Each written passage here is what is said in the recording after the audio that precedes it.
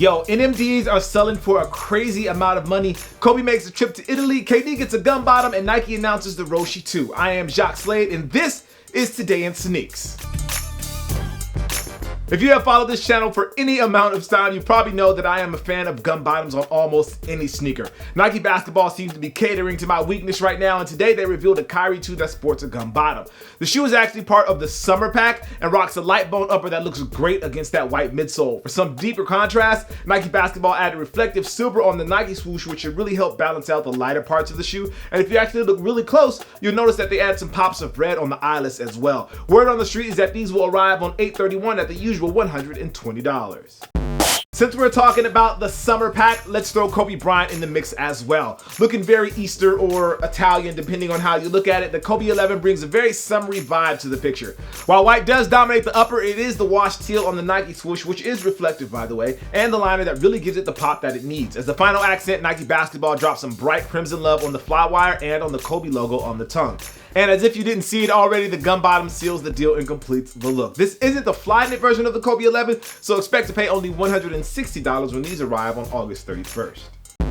Yesterday, Nike Sportswear finally announced the long-awaited Roshe 2. When the Roshe run first hit the scene, it was a very big deal. However, that vibe is kind of died out. Looking to bring some of that flame back, Nike is giving us the Roshe 2. Kicking things off with the fly knit version of the shoe, the Roshe 2 maintains a very similar look to the first one and focuses a lot of the changes on the inside. The outsole now consists of 3 layers with unique densities to deliver targeted compression and durability that doesn't pack out by the end of the day, which is what Nike said.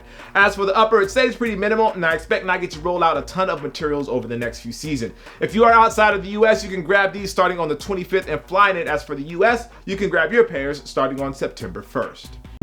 KD and the USA basketball team will be battling for the gold medal on Sunday, and we might see KD in a very special KD 9, though I don't think it's going to be this one right here.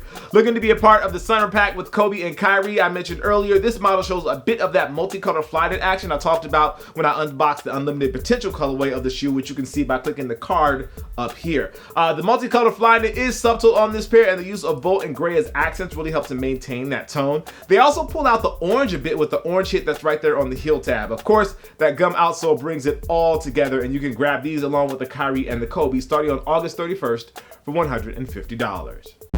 Remember those apple red NMDs that dropped in New York earlier? Or what about those triple black NMDs that were limited to 500 pairs? Well, if you happen to have one of those, you might be sitting on a gold mine. According to a new article up on Complex, both of those pairs are selling for way above retail. According to the story, the apple red pair has sold for up to $2,000 and the black pair has been listed at over $5,000.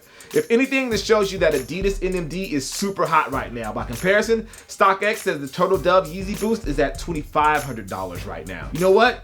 I think I have a red pair of NMDs around here somewhere.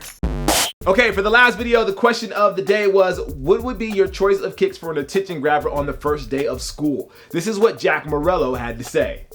Definitely the Nike SB Dunk High Picnic. I have a pair of these and it seems as if everyone stares at them, mostly in a negative way, but hey, at least I draw attention.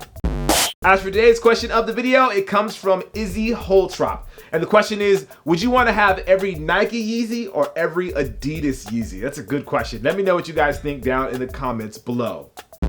As what I'm rocking today, it is this shoe. This is the Adidas Tubular Knit. This is the pair that I uncaged. So you can see it kind of looks more like a boot than it does look like the regular tubular. Anyway, yeah, so that's what I was rocking today. If you haven't already, make sure you like, favorite, and subscribe. That way you know whenever something awesome is happening right here on this channel. I am your host, Jacques Slade. This is Today in Sneaks, and as always, guys, I appreciate you. I'll see you soon. Peace. When you have someone like Jordan at the top of your brand, it's easy to rely on the past. But is the Jordan 31 a play for the future? Let's start with the obvious, the Nike swoosh. Of this shoe, which is the KD 9. Yes, you guys have seen it before, but this time you get the perspective of the designer of the shoe, which take things up